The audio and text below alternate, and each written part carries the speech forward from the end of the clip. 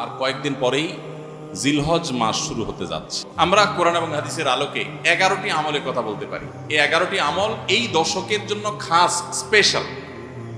Number 1 নম্বর এই দশকের আমল হলো বেশি বেশি আল্লাহর জিকির করা। দ্বিতীয়ত যে আমলটি চলবে তা হলো যে কোনো নেক আমল, যে কোনো নেক আমল। 3 নম্বর এই দশকের করণীয় হলো সকল গুনাহ থেকে অন্য সময়ের চাইতে এই সময়টাতে বেঁচে থাকার জন্য বেশি সচেষ্ট থাকা।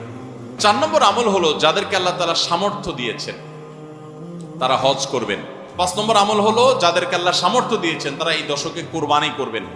6 নম্বর হলো যাদের কোরবানি করার ইচ্ছা আছে তারা জিলহজের চাঁদ ওঠার আগে আগে জিলকদ মাসের শেষ দিনের মধ্যে তাদের হাতের নখ, চুল, গোফ, অবাঞ্ছিত লোম এগুলো সব কেটে পরিষ্কার করে ফেলবেন। 7 নম্বর আমল হলো এই দশকে বেশি বেশি তাকবীর পাঠ করা।